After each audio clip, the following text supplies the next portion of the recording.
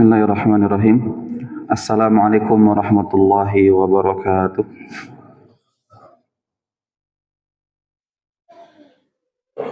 Innal hamdalillah nahmaduhu wa nasta'inuhu wa nastaghfiruh wa na'udzu billahi min syururi anfusina wa sayyiati a'malina. Man yahdihillahu fala mudhillalah wa man yudlil fala hadiyalah. Asyhadu an la ilaha illallah wahdahu la syarikalah. Wa ashhadu anna nabiyyana wa habibana Muhammadan abduhu wa rasuluh alladzi la nabiyya wa la rasula ba'dah.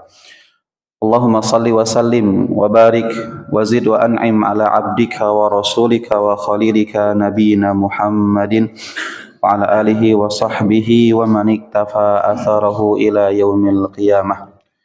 Faqala azza wa jalla fi kitabihil karim, a'udzu billahi minasy syaithanir rajim. Ya ayyuhalladzina amanu taqullaha haqqa tuqatih wa la tamutunna illa wa antum muslimun. Allahumma 'allimna ma yanfa'una wanfa'na bima 'allamtana wa zidna ilma wa arinal haqqa haqqan warzuqna ittiba'ah wa arinal batila batilan warzuqna ijtinabah. Amma ba'du. Ikhwatal iman, hadirin hadirat Bapak Ibu rahimani wa rahimakumullah. Alhamdulillah, kita memuji Allah Subhanahu wa taala. Kita mengagungkan Allah, kita beribadah hanya kepadanya, bertawakal hanya kepada Allah, dan mensyukuri semua kemudahan-kemudahan, nikmat, hidayah dan kasih sayang yang Allah curahkan kepada kita hingga sampai saat ini.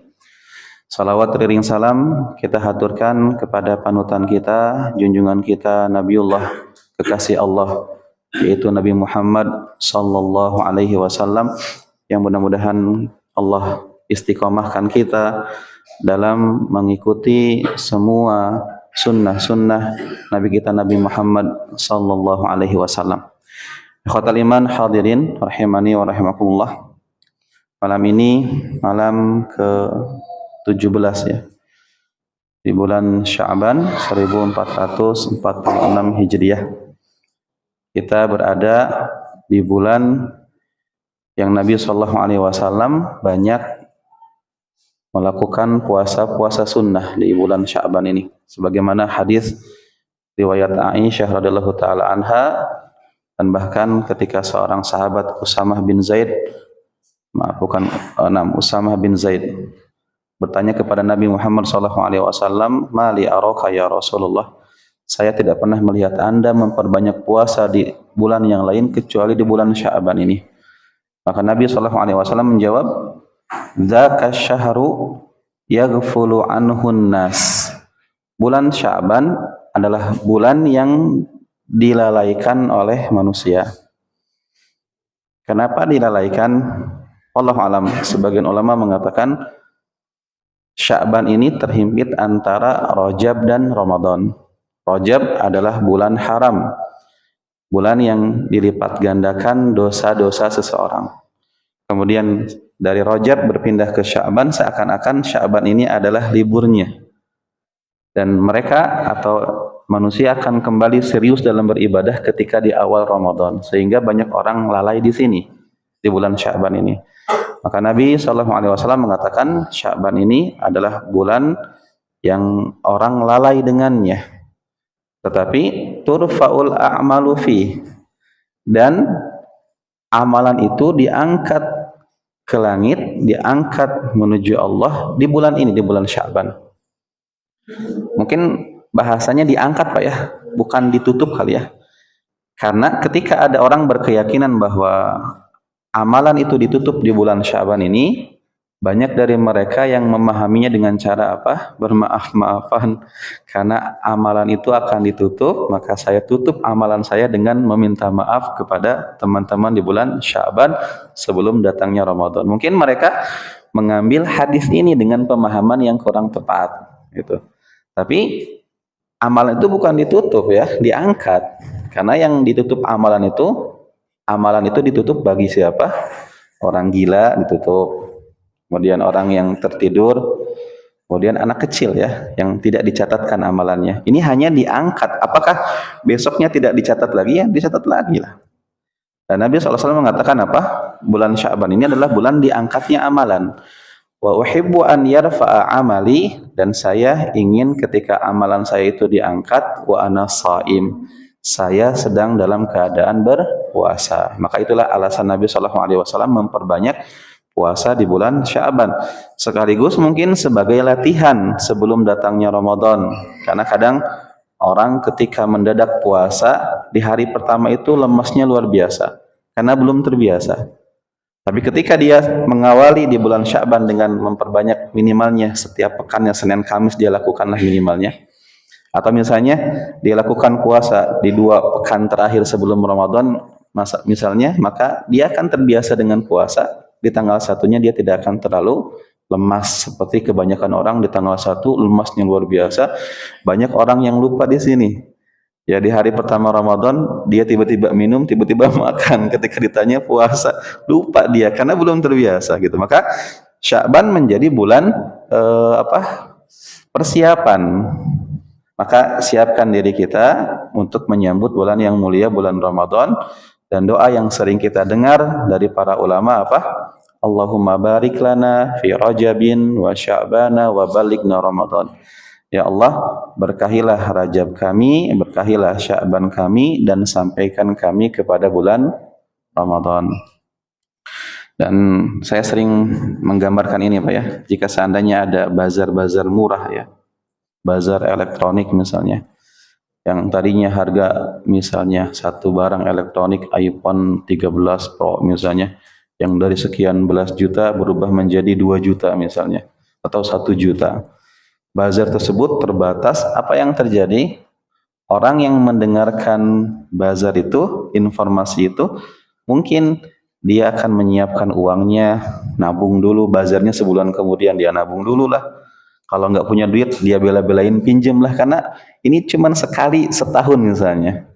Kemudian dia siapkan waktunya, kemudian jaga kesehatannya, jangan-jangan ketika bazar itu datang, duitnya ada, cuti sakit misalnya, qadarullah. Maka dalam urusan dunia seperti itu ya. Bazar mobil murah, diskon fantastik gitu. Maka Allah Subhanahu wa taala akan membuka untuk kita bazar pahala di bulan Ramadan yang Allah lipat gandakan pahala di sana. Bahkan Allah permudah dengan cara apa? Setan dibelenggu supaya manusia bisa mengikuti hati nurani mereka, sehingga lebih banyak orang berbuat baik di Ramadan. Maka persiapkan diri kita, apa yang ingin kita raih di bulan Ramadan, maka mulai salah satunya dengan persiapan di bulan Sya'ban ini. Ikhwatal iman hadirin rahimani wa rahimakumullah. Mungkin di pertemuan kita hari ini kita akan sedikit membahas tentang tradisi dan syariat Islam di bulan Ramadan. Sebelum kita berbicara kepada apa yang terjadi di tengah-tengah masyarakat kita, maka kita artikan dulu Pak, apa itu tradisi dan juga apa itu syariat gitu. Kadang mungkin secara kita pun memahami bahwa tradisi itu sesuatu kebiasaan masyarakat ya, adat masyarakat. Dan tradisi itu berbeda-beda, kadang tradisi di satu tempat tidak cocok dengan tradisi di tempat yang lain. Maka bedanya antara tradisi dengan syariat itu apa? Kalau tradisi itu buatan manusia, kalau syariat itu siapa? Allah yang membuatnya. Jadi tidak sama antara tradisi dan syariat. Dan ketika kita mendengar di beberapa tahun ke belakang dengan kalimat Islam Nusantara ya, seakan-akan Islam itu perlu dinusantarakan mengikuti adat dan tradisi negeri kita Indonesia. Tapi tidak seperti itu. Agama adalah sumber baku, tidak bisa dirubah-rubah. Yang harus terjadi adalah adat yang mengikuti agama, bukan agama yang mengikuti adat. Dan Islam itu bukan Arab ya. Jadi ketika ada orang mengatakan bercadar, memakai hijab itu adalah tradisi Arab, kita sampaikan itu bukan tradisi. Karena tadi definisi daripada tradisi dan juga syariat, tradisi itu buatan manusia, syariat itu Allah yang menciptakannya, Allah yang membuatnya. Apakah berhijab, apakah bercadar ini buatan manusia atau memang perintah dari Allah Subhanahu wa taala, Pak? Gitu. Perlu dibedakan. Cuman memang Allah Subhanahu wa taala memilih orang Arab sebagai tempat turunnya agama Rasulullah sallallahu alaihi wasallam. Itu mah bukan sesuatu yang bisa kita tanya kepada Allah. Why ya Allah, kenapa harus turun di negeri Arab, enggak turun di Indonesia saja gitu Islam itu. Allah yaf'alu ma yasha. Allah melakukan apa yang Allah kehendaki. Allah tidak ditanya, Allah tidak berhak ditanya kenapa dan kenapa. Tapi ketika Allah Subhanahu wa taala muliakan suatu kaum dengan Allah turunkan Islam di negeri Arab, berarti itu menunjukkan kemuliaan mereka. Sama seperti ketika Allah memilih tempat dibandingkan tempat-tempat yang lain, tempat yang mulia, Mekah menjadi tempat yang paling mulia. Kemudian kita apakah punya hak untuk bertanya, kenapa Mekah ya Allah? Enggak Jati Asih saja yang menjadi tempat yang mulia di muka bumi ini gitu kan. Apakah bisa kita mengucapkan kalimat seperti itu? Tentu tidak bisa. Maka antara syariat dengan tradisi tentu memiliki perbedaan-perbedaan yang banyak, Pak. Nah, kalau kita simpulkan mengenai tradisi ini, bahwa tradisi itu adalah hasil dari pikiran manusia yang dianggap baik oleh masyarakat tertentu. Jadi hasil dari pikiran manusia yang dianggap baik oleh masyarakat tertentu. Dan baik buruknya sebuah tradisi ini berbeda-beda berdasarkan persepsi masyarakatnya masing-masing. Kadang tradisi di negeri kita Indonesia tidak akan sama dengan tradisi di negeri yang lain gitu. Maka sekarang kita akan bicara singkat mengenai tradisi-tradisi yang ada di bulan Ramadan yang mana itu bukan bagian daripada syariat Islam. Nah, ikhwatal iman hadirin rahimani wa rahimakumullah. Tadi kita sebutkan dulu perbedaannya antara tradisi dengan syariat, bahwa kalau tradisi bersumber dari manusia, sedangkan syariat dan manusia itu adalah makhluk yang zalim dan juga bodoh. Sebagaimana yang Allah sebutkan dalam surat Al-Ahzab ayat ke-72, Allah Subhanahu wa taala berfirman di sana, "Inna aradna al-amanata 'alas samawati wal ard wal jibal fa abaina ay yahmilnaha wa ashfaqna minha wa hamalahal insan innahu kana zaluman jahula."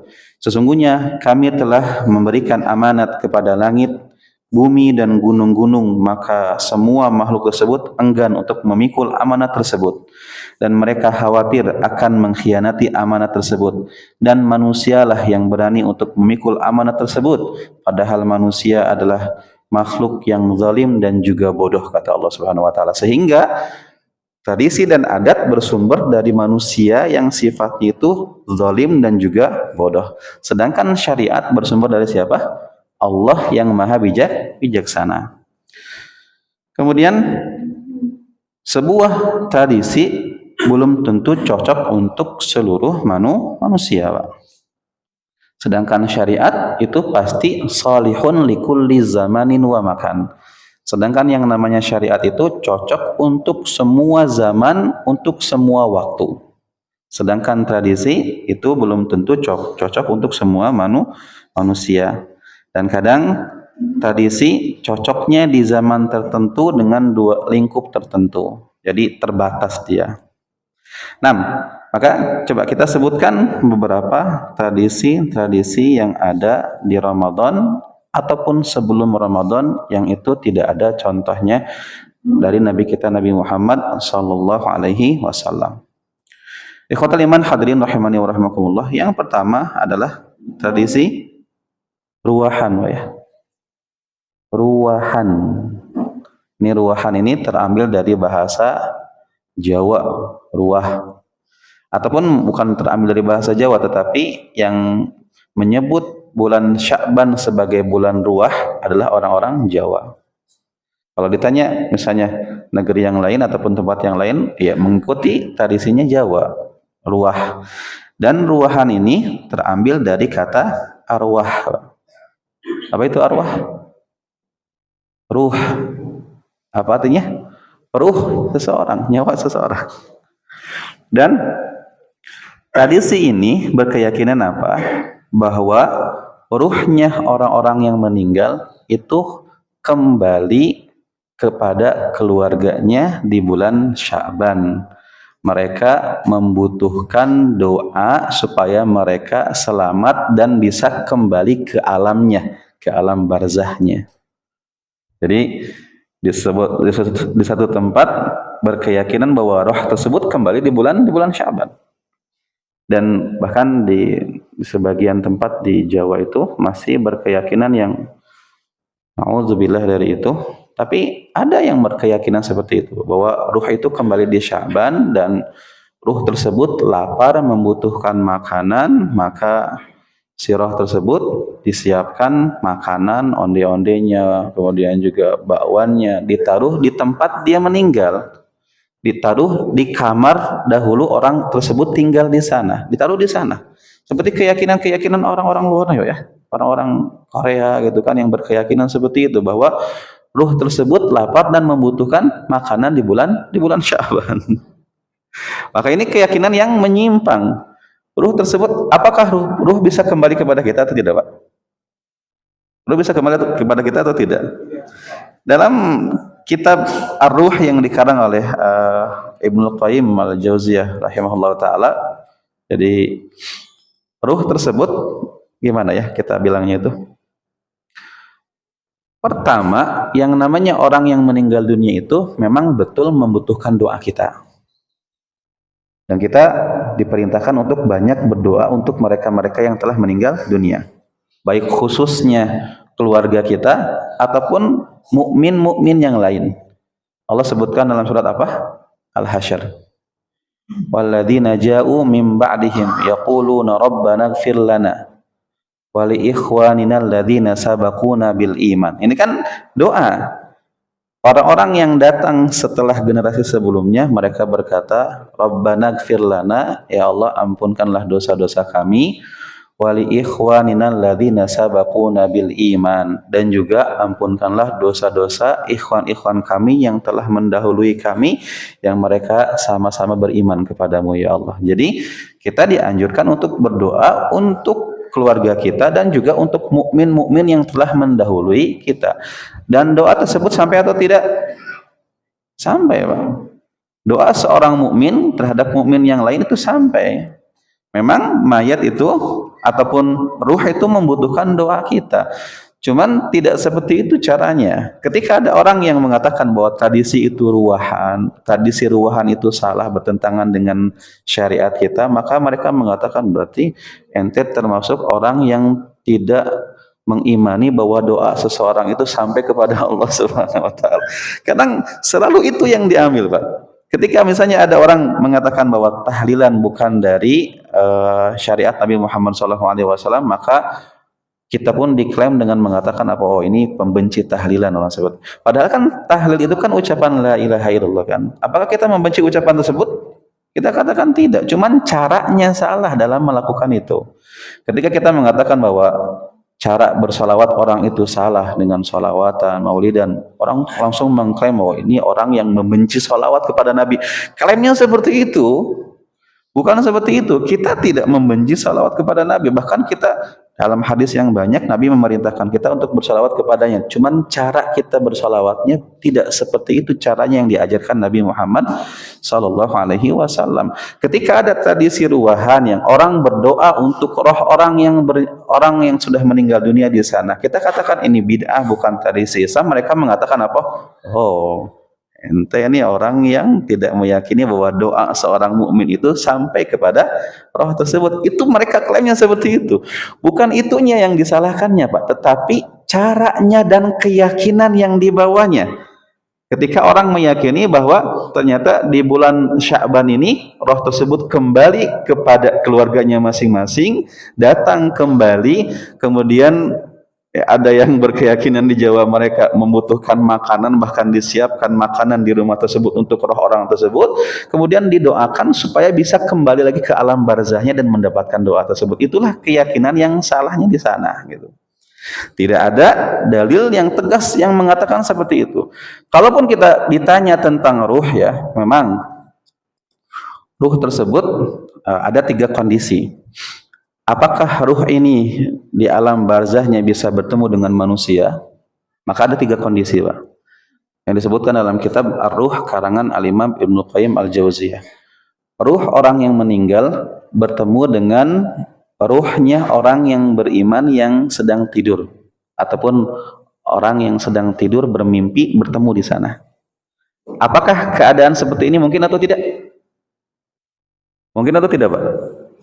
Jadi ruh orang yang meninggal bertemu dengan ruh orang yang sedang tertidur mimpi. Ketemunya dalam mimpi. Mungkin atau tidak? Maka para ulama mengatakan mungkin terjadi. Sebagaimana suatu riwayat yang menyebutkan dalam kisah yang sahih, seorang sahabat yang meninggal dunia dalam perang apa? Perang Yamamah ketika berperang dengan Musailamah Al-Kadzab ya. Ketika itu syahid di sana dan ternyata meninggal dunia, dan sahabat tersebut namanya Sabit bin Qais. Kemudian ketika itu Sabit bin Qais ini meninggal dunia, tetapi di pakaiannya menggunakan baju perang yang mahal gitu. Baju perang yang mahal, maka meninggal dunia. Ternyata baju perangnya ini diambil oleh seseorang. Nah, akhirnya setelah kejadian ini bertemu dengan dimimpi dengan seorang mukmin di prajurit tersebut, dan dalam mimpi tersebut dia pun ngobrol dan bercerita. Kemudian Sabit bin Qais pun bercerita, jangan sampai engkau mengatakan bahwa ini adalah mimpi yang bohong gitu. Dan dia pun mengatakan sesungguhnya saya punya baju perang yang bagus, kemudian diambil oleh seseorang yang tendanya di sebelah sana gitu kan. Kemudian sampaikan kepada Khalid bin Walid supaya Khalid mengambilnya. Kemudian ketika nanti engkau bertemu dengan Abu Bakar As-Siddiq, maka sampaikan bahwa saya punya hutang sekian, kemudian piutang di orang sekian, kemudian pokoknya cerita mimpi seperti itu, Pak. Tetapi setelah bangun dari mimpinya, maka diceritakan kepada Khalid bin Walid, maka Khalid pun ternyata mengambil baju perang yang ternyata disembunyikan oleh orang yang digambarkan dalam mimpi tersebut. Maka para ulama mengatakan kalau bicara tentang ruh, ada beberapa riwayat seperti itu. Yang ketika ruh seorang bisa bertemu dalam mimpi. Dalam mimpi ya. Kemudian keadaan yang kedua, ruh orang beriman diperlihatkan dan diperdengarkan tentang keluarganya. Apakah seperti ini mungkin? Sebagian mengatakan mungkin dengan beberapa riwayat ketika ruhnya, ketika seseorang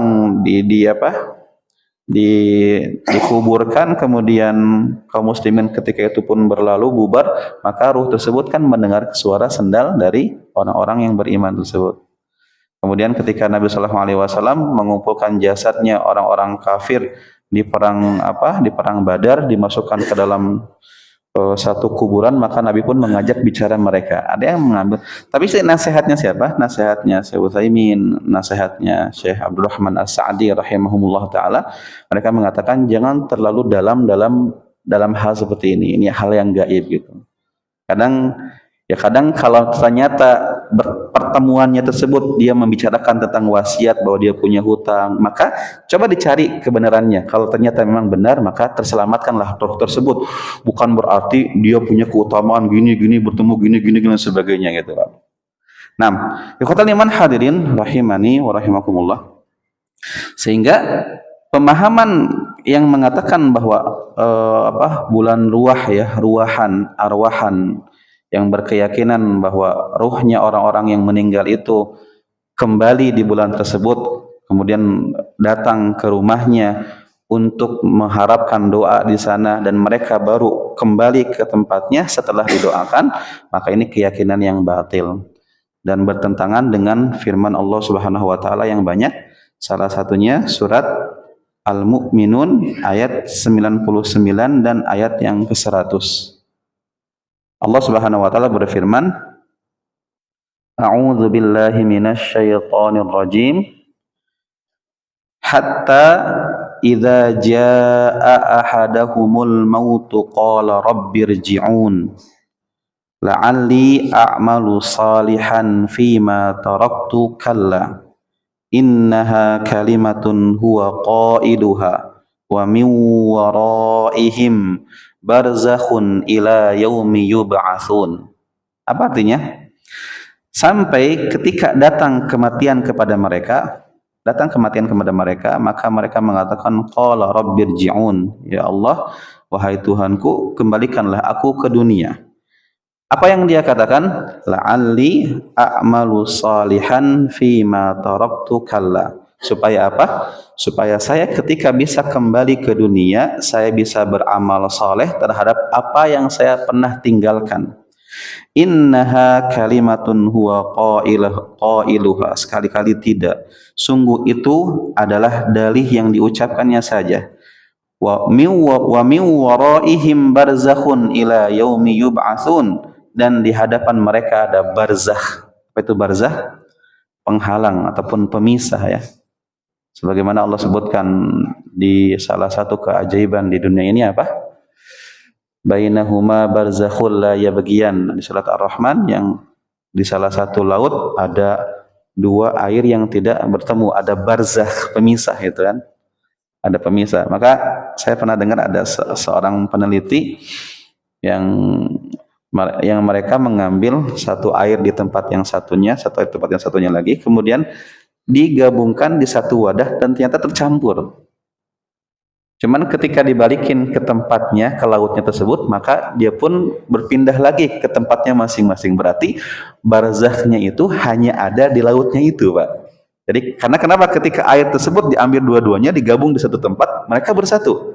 Tapi ketika dilepas lagi di lautnya, mereka kembali ke tempatnya masing-masing. Itu salah satu keajaiban Allah Subhanahu wa taala. Artinya barzakh itu ada pemisah. Antara ruh dengan kita itu ada pemisah. Maka yang ruh tadi yang bisa bertemu dengan seseorang di mimpi ini, sebagian ulama mengatakan ini hukum dasarnya seorang ruh itu nggak bisa kemana-mana karena ada pemisah tersebut, kecuali yang memang diizinkan. Kecuali, karena kalimat kecuali itu sedikit, Pak, yang diizinkan oleh Allah Subhanahu wa taala. Maka ketika seorang ruh telah diambil nyawanya dan meninggal dunia, maka apa harapan mereka? Kembalikan saya ke dunia ya Allah, supaya apa? Saya bisa beramal soleh gitu kan. Maka kalau ada ruh-ruh yang bisa kembali ke alam dunia, apa yang mereka akan lakukan sekarang, Pak? Ya beramal soleh lah. Mereka sudah menyesal meninggal dunia tanpa meninggalkan amal soleh. Kalau mereka bisa kembali ke dunia, maka mereka akan ngapain? Beramal soleh. Malah bukan mengganggu roh-roh gentayangan, mengganggu orang-orang. Yang mereka akan pikirkan itu apa? Beramal soleh, bukan mengganggu orang lain. Atau mungkin kalau kita katakan apa? Kalau seandainya ruh-ruh tersebut bisa kembali ke dunia dan bisa bermanfaat untuk manusia, mungkin ruh-ruhnya orang beriman akan pergi ke Palestina kali, Pak, membantu orang-orang di sana dengan ruhnya masuk ke jasadnya siapa, ke tentara-tentara Israel, kemudian membunuh diri misalnya. Apakah seperti itu? Itu kan enggak kan? Kalau seperti itu Ustaz, berarti ruh-ruhnya tentara-tentara Israel juga akan kembali, kemudian juga akan masuk ke tubuh mereka, berantem semuanya. Gimana itu? Keyakinan yang seperti itu gimana gitu? Kan nggak ada. Ruh atau manusia ketika meninggal dunia, maka sudah ruhnya tertahan dan ada barzakh, pemisah antara dia dengan alam dunia. Tidak bisa kembali, apalagi sengaja-sengaja di bulan Sya'ban kembali, apalagi ada keyakinan ruh tersebut dalam 40 harinya masih ada di rumah, masih lain sebagainya. Ini keyakinan yang batil, Pak. Sehingga tradisi ruahan ini adalah tradisi yang memang melanggar ataupun bertentangan dengan syariat Islam, maka hindari dan jauhilah. Dan di kampung-kampung itu mereka mengadakan ruahan dengan acara-acara ya. Mereka mengundang makan, kemudian meminta doa dari orang yang hadir supaya si ruhnya ataupun si sahibul bait tersebut, ruh misalnya kakeknya, neneknya, orang tuanya, bisa kembali ke alam barzahnya dalam keadaan membawa doa yang banyak gitu. Maka ini keyakinan yang keliru. Dan ada kaidah dalam agama kita yang disebut dengan kaidah apa? Al-adatu muhakkamah. Bahwa yang namanya adat bisa menjadi hukum ketika tidak bertentangan dengan syariat. Tapi kalau adat itu bertentangan dengan syariat, maka sudah tolak adat tersebut. Tapi ketika adat itu tidak bertentangan dengan syariat kita, maka itu bisa menjadi hukum. Misalnya seperti apa? Di satu tempat kadang ada masyarakat yang kalau sholat itu harus menggunakan peci dan sarung, Mbak. Kalau ada orang yang datang ke masyarakat tersebut, sholatnya memakai celana panjang dan tidak pakai peci, itu dianggap oleh mereka tidak menghargai sholat ya di mata mereka ya. Nah, adat ini salah atau tidak, Pak? Bertentangan dengan Islam atau tidak gitu? Kalau seandainya tidak bertentangan dengan nilai-nilai Islam, maka kita yang datang ke masyarakat tersebut harus mengikuti adatnya. Saya pernah sholat di Cianjur ya. Cianjur itu agak ke selatannya. Ketika sholat di sana, sholat Jumat ya. Orang saya lihat memang betul, masya Allah gitu. Sarungnya, pecinya, kokonya, semuanya seperti itu. Nggak ada yang pakai celana gitu. Saya sholat pakai celana, Pak. Dari awal kedatangan dilihatin sama mereka gitu. Kayaknya orang aneh gitu. Maka ketika adat yang seperti ini di hadapan kita dan ternyata kalau kita lihat bahwa memakai sarung salah atau tidak, memakai peci salah atau tidak, maka kalau ini tidak salah maka kita ikuti adat mereka. Tapi jika seandainya adat tersebut bertentangan dengan syariat kita, apalagi dibumbui dengan keyakinan-keyakinan akidah yang batil, maka kita tolak tradisi tersebut. Maka itu yang pertama ya, yaitu tradisi ruwahan. Kemudian yang selanjutnya apa? Ada istilah apa, Pak? Nyadran ya. Apa itu nyadran?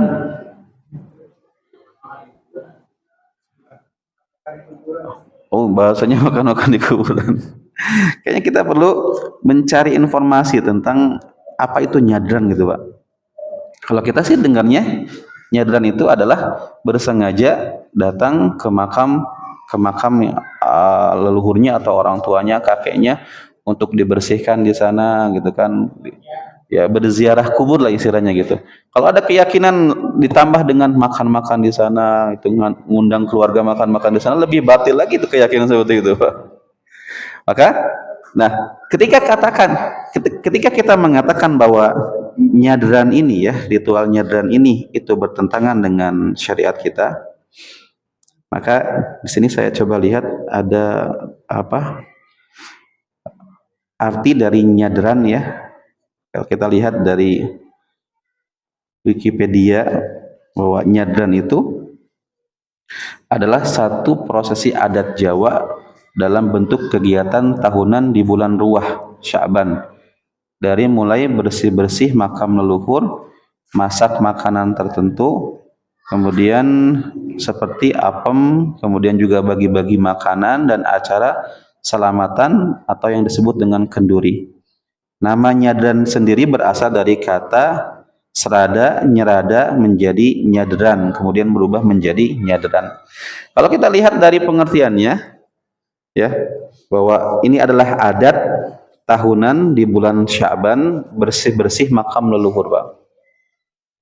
Kemudian masak makanan tertentu di sana ataupun juga dibagi-bagi di bulan tersebut. Maka tentu kalau kita katakan bahwa ziarah kubur itu disyariatkan atau tidak, itu kita sampaikan bahwa ziarah kubur itu disyariatkan gitu. Tapi ketika ziarah kubur tersebut dilaksanakan dan dikhususkan di bulan apa? Di bulan Sya'ban, seakan-akan ada keutamaan lebih di bulan itu untuk berziarah kubur, apalagi tadi dengan acara makan-makan di sana, punya keyakinan-keyakinan tertentu di sana, maka ini masuk kepada area bid'ah yang tidak pernah dilakukan Nabi Shallallahu Alaihi Wasallam. Karena ketika acara ini menjadi tahunan, ya menjadi acara yang dilaksanakan tahunan, berarti itu menjadi id yang dilakukan tahunan, Pak. Karena kata id secara bahasa itu sesuatu yang dilakukan rutin tahunan. Maka ketika sesuatu kegiatan menjadi id dilaksanakan tahunan, ini memerlukan dalil, apalagi ketika meyakini di bulan tersebut, di ruwah tersebut, kalau berziarah kubur keutamaannya lebih banyak dibandingkan ziarah kubur di bulan-bulan yang lain. Ini memerlukan dalil di sana, Pak. Nah, makanya tuduhannya lagi apa? Ketika kita katakan bahwa nyadran tersebut bukan bagian dari syariat Islam, apa tuduhannya? Oh, ente pembenci ziarah kubur nih orang, nah, gitu kesana larinya lagi gitu. Ya kita katakan apa? Kita nggak membenci ziarah kubur. Bahkan Nabi SAW mengatakan apa? Kuntu nahaitukum an ziaratil kubur. Fal'an zuruha. Dahulu saya melarang kalian untuk berziarah kubur karena akidah belum kuat. Sekarang ketika akidah sudah kuat, maka zuruha. Sekarang ziarahilah kubur karena dengan berziarah kubur itu ada keutamaannya. Bisa mengingatkan kematian gitu. Bahwa sehebat apapun kita, ujung-ujungnya kita akan masuk ke dalam kuburan yang sempit itu. Maka bisa melunakkan hati seseorang. Maka kita tidak mengharamkan ziarah kubur. Tapi ketika ziarah kubur tersebut dilakukan di satu waktu yang dikhususkan dan memiliki keutamaan tertentu di sana, ini memerlukan adanya dalil. Dan ternyata tidak ada dalil, dan contoh terbaik kita siapa? Nabi Muhammad SAW, para sahabat, para tabi'in. Ada tidak riwayat dari mereka, misalnya sahabat mengunjungi makam ayahnya di bulan Sya'ban yang sama-sama muslim, kemudian berdoa di sana dan lain sebagainya? Ada tidak riwayat yang seperti itu, Pak?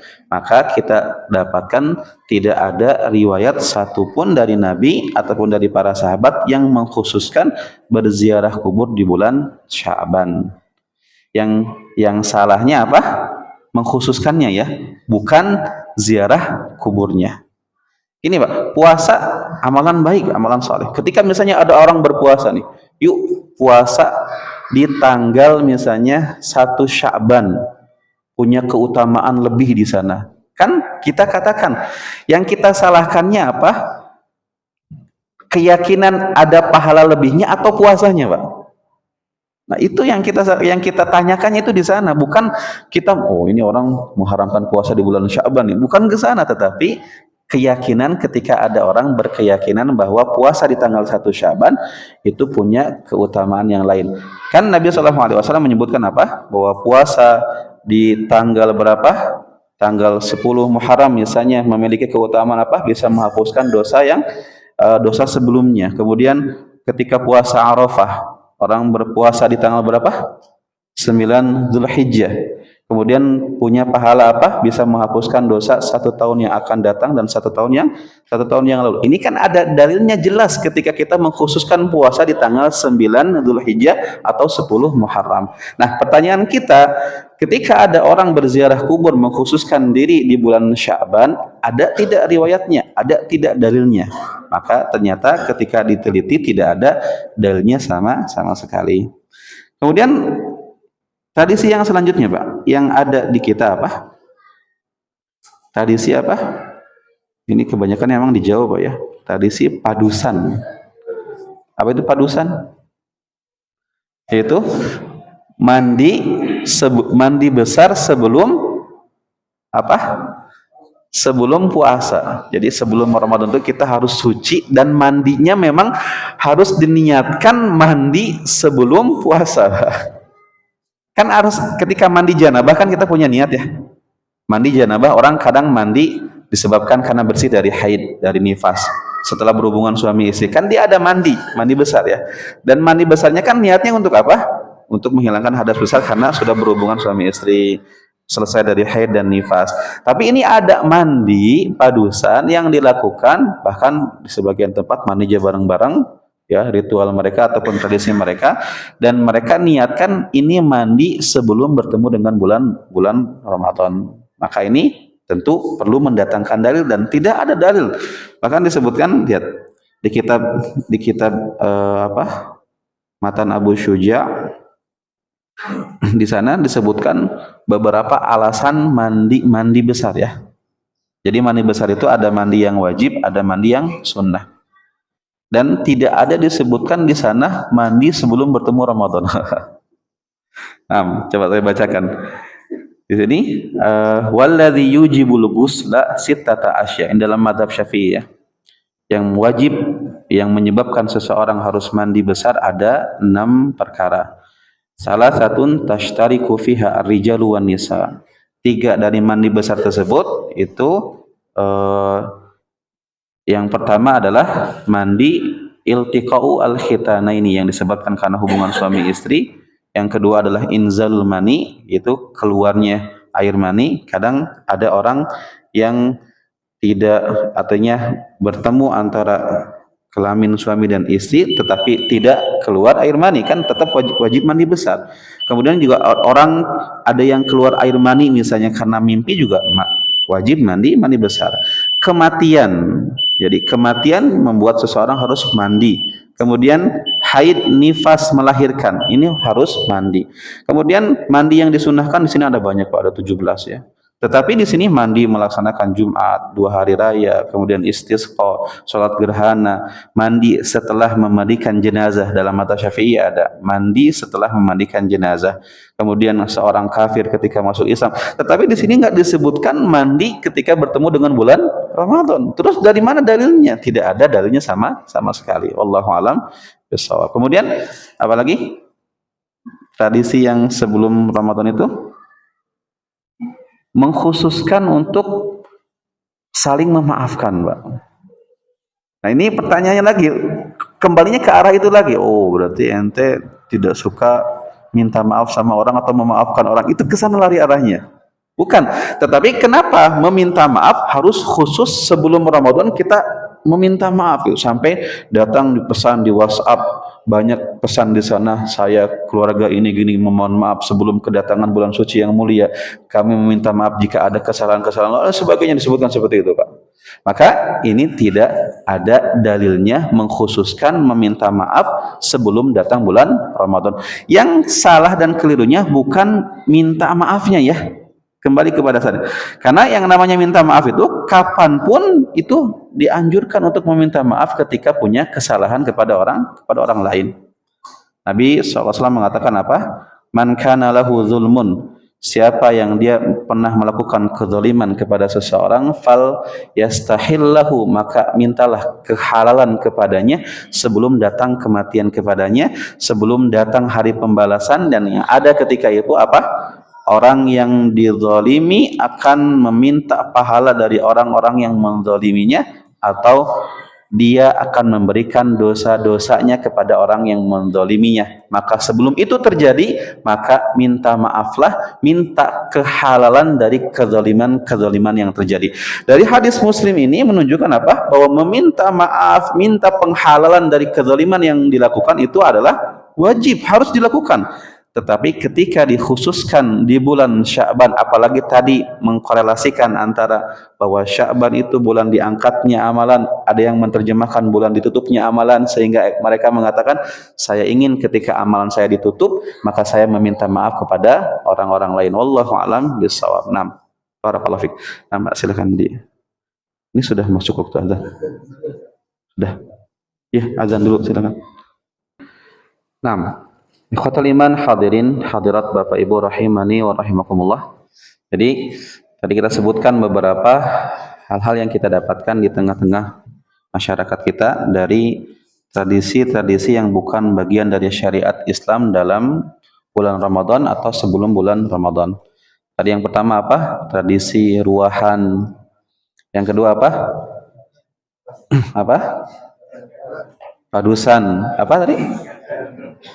Nyadran ya, betul. Nyadran, mengkhususkan diri berziarah sebelum Ramadan. Kemudian padusan, mandi janabah sebelum bertemu Ramadan. Yang keempat, meminta maaf atau bermaaf-maafan. Dan anehnya lagi, mereka yang berdalil dengan bermaaf-maafan ini, mereka menggunakan dalil, dan di ceramah-ceramah sering kita dengarkan ketika ada khatib mengatakan apa? Rasulullah SAW ketika melakukan khutbah Jumat, maka tiba-tiba beliau mengucapkan amin, amin, dan amin gitu.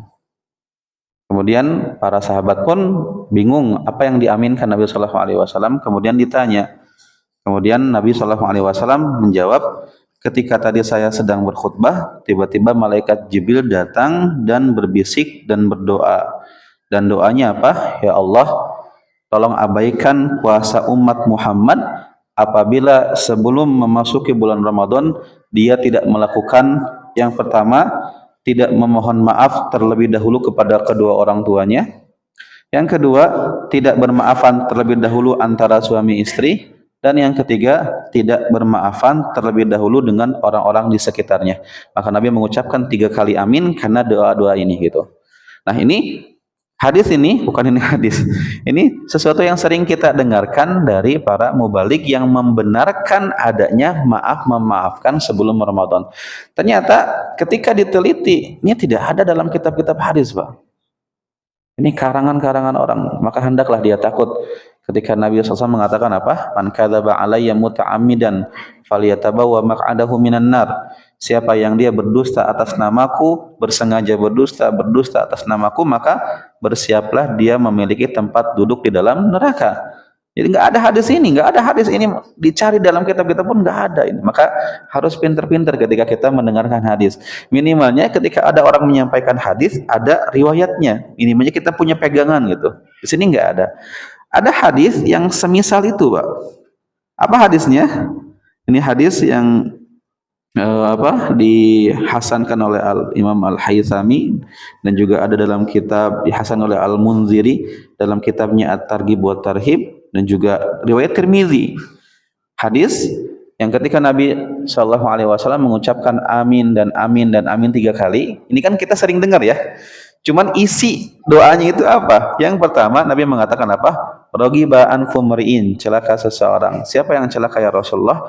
Man adraka Ramadan, yang dia bertemu dengan Ramadan, berpisah dari Ramadan tetapi dosa-dosanya tidak diampuni. Celaka orang yang seperti ini. Kemudian yang kedua, siapa yang celaka ya Rasulullah? Orang yang ketika mendapati kedua orang tuanya atau salah satunya di usia tua tetapi tidak membuat dia masuk surga. Celaka orang yang seperti ini. Dan yang ketiga apa? Celaka seseorang yang ketika namaku disebut dia tidak bersalawat kepadaku. Maka hadis yang kita sebutkan ini ada. Hadis ini bukan hadis yang tadi, celaka seseorang. Siapa yang celaka? Orang yang tidak meminta maaf sebelum Ramadan kepada orang tuanya, suami istri dan kepada orang-orang yang di sekitarnya. Maka ini tidak ada dalilnya. Ingat, yang kita tanyakan itu, yang kita katakan salah dan keliru bukan maaf memaafkannya. Tetapi kenapa meminta maaf harus dikhususkan di bulan Sya'ban sebelum bertemu Ramadan? Minta maaf, memaafkan itu bisa kita lakukan ketika kita melakukan kesalahan kapanpun itu, tanpa harus menunggu tahun depan ketika Ramadan, tanpa harus menunggu nanti Syawal ketika Lebaran, tanpa itu. Tapi ketika melakukan kezaliman, maka hendaklah dia meminta maaf sebelum kematian datang yang akhirnya nanti dia akan menyesal. Nah, ikhwatal iman hadirin rahimani wa rahimakumullah. Kemudian mungkin yang ini yang saya kumpulkan saja Pak ya. Yang mungkin juga tidak ada contohnya dari Nabi Muhammad SAW itu apa? Munggahan, Pak. Ya, munggahan tidak ada contoh dari Nabi SAW. Dengan mengumpulkan teman dan keluarga di satu ataupun di satu hari sebelum besok Ramadan misalnya, kemudian menyiapkan makanan dan ini dikhususkan dan ini dilakukan setiap tahunnya. Menjadi sebuah rutinitas tradisi yang dilakukan setiap tahunnya, maka ini tidak ada contohnya dari Nabi Muhammad SAW. Sebaiknya ditinggalkan. Yang membedakan itu niatnya masing-masing, Pak ya. Kalau seandainya niatnya ini memang niat munggahan menyambut Ramadan, sengaja mengundang tetangga, mengundang kerabat untuk makan-makan di sana meskipun tidak ada zikir-zikir jamaahnya, meskipun tidak ada ritual-ritual ibadahnya misalnya, maka kalau niatnya memang niat menyambut Ramadan, maka sebaiknya ditinggalkan. Tapi kalau seandainya niatnya berbeda ya, misalnya mumpung saya lagi di sini nih, ada teman-teman yang jarang ketemu, yuk kumpul di sini yuk. Di bulan Sya'ban kumpul ketemu karena sudah lama nggak ketemu gitu kan, makan-makan di sana yang niatnya bukan untuk menyambut Ramadan, maka boleh atau tidak? Boleh. Itu kembali kepada niatnya, Pak. Bukan makan-makannya, bukan mengundang orang untuk makannya yang salah, tetapi kok itu mengkhususkan seakan-akan ada pahala lebih orang munggahan sebelum kedatangan bulan Ramadan. Maka wallahu a'lam bishawab, itu mungkin tradisi-tradisinya. Adapun sesuatu yang memang hadis-hadisnya lemah nanti ketika Ramadan itu beda lain sebagainya ya. Seperti misalnya ketika ada orang berkeyakinan tentang imsak lah, ini kan sudah menjadi tradisi ya. Jadi kalau imsak udah harus nggak boleh makan minum, batal ente puasanya. Imsak itu biasanya 10 menit sebelum waktu azan subuh gitu, harus imsak. Imsak kan menahan diri gitu kan. Padahal sebetulnya secara hukum orang masih bisa makan dan minum sampai azan subuh dikumandangkan atau waktu azan itu.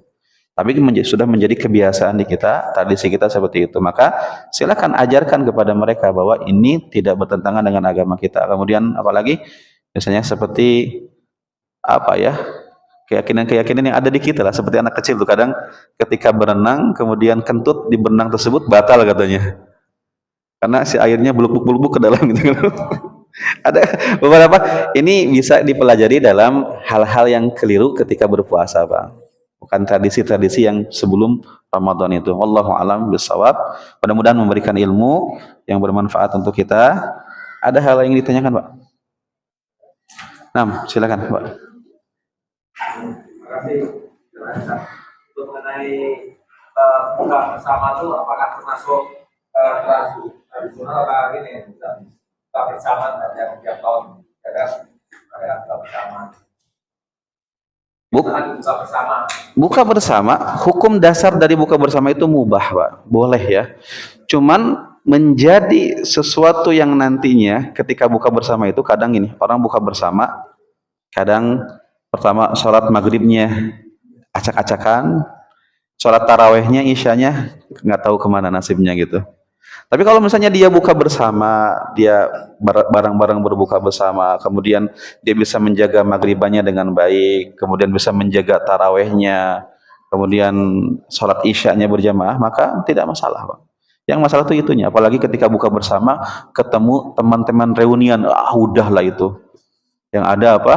Bablas isya dan tarawihnya itu bablas itu. Maka sebaiknya dihindari hal seperti itu. Bukan buka bersamanya yang salah, tetapi dampak dari buka bersamanya yang nantinya bisa meninggalkan ibadah-ibadah yang selanjutnya. Apalagi ketika buka bersama di sana ada kholwat lah, bertemu teman lama, pacar lama, CLBK. Sebaiknya dihindari saja. Hukum dasarnya mubah, tapi sebaiknya ditinggalkan kalau ada madarat-madarat seperti itu. Nah, silakan. Ya, kadang di lingkungan kita kan ada masjid yang 2 atau 3 menit adzan dahulu. Ketika Baik ketika subuh maupun maghrib. Nah itu apakah itu bisa dijadikan dasar kita untuk berbuka dulu atau untuk menyudahi memulai puasa? Sering banget di lingkungan kita itu ada mendahului itu. Mendahului ya? Mendahului azannya kita. Nah ini kesalahan, Pak. Ini amanat yang berat yang dimiliki para muadzin ya. Para muadzin itu harus siap, siaga, harus sama dengan yang lain gitu kan. Jadi lihat waktu azan sudah dipermudah di negeri kita dengan ada jam nasional, kemudian juga ada jadwal-jadwalnya. Maka sudah berpegang teguh dengan itu nggak masalah, Pak. Ya, dengan apa? Waktu berbuka itu. Maka kalau seandainya setiap muadzin itu berpegang teguh dengan ini, dengan apa? Adanya jam-jam seperti itu, maka saya kira tidak ada kesenjangan itu. Tapi kalau seandainya terjadi, maka ketika seandainya memang dia itu tempatnya berbeda, kadang kan ini Jakarta nih Pak ya, Jakarta ini Bekasi, beda 1 menit kadang gitu kan, 2 menit gitu kan, maka silakan yang mendengarkan itu menyesuaikan, ini adzan di mana? Jakarta, saya Jakarta nih, maka adzan yang sebelah sini gitu kan, jangan ikutin yang mau yang enaknya doang gitu kan. Kemudian ketika azannya misalnya di kita waktu Indonesia Barat ngikutin ada waktu Indonesia Timur misalkan, nggak bisa kan. Maka pertama ini amanah muadzin Pak ya. Muadzin harus benar-benar amanah sesuai dengan jadwal yang memang ada di tempatnya. Kalau misalnya ada kesenjangan, ternyata ini udah di sini belum adzan, di sana sudah adzan, kita menyesuaikan tempat kita. Saya masjidnya ini, saya tempatnya ini, saya lihat waktu, oh sebelah sini, jangan ngikutin adzan yang sebelah sana gitu kan. Wallahu a'lam bishawab. Tapi realita ini terjadi, maka jangan diperbesar lah. Ini karena memang beda matoli, beda tempat, kadang beda 1 menit tadi itu berpengaruh itu. Nah, jadi Allah alam bisawab sih Pak. Nah, jamnya udah dia setting dengan ketua DKM-nya Pak Ustaz. Itu kembali setting per tahun. Kalau seandainya ada apa namanya kekurangan di sana, maka mungkin yang bertanggung jawab antara DKM itu yang mendengar yang mereka tidak tahu itu mereka tidak tahu. Jadi mereka berbuka ternyata salah, mereka sah puasanya, yang mungkin akan ditanya itu DKM-nya, Bang. Kok alhamdulillah sih, Bang? Artinya apa? Di sini hanya sebatas silakan DKM berhati-hati di masalah tadi, di masalah azan, dan kan puasa kan yang krusialnya itu apa? Maghrib dan subuh itu yang krusial, maka berhati-hati di sana bagi DKM.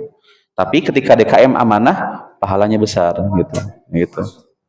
Nah, barakallahu fiik, Pak. Itu mungkin yang bisa kita bahas ya. Takutnya sudah banyak masyarakat yang mau sholat isya berjamaah.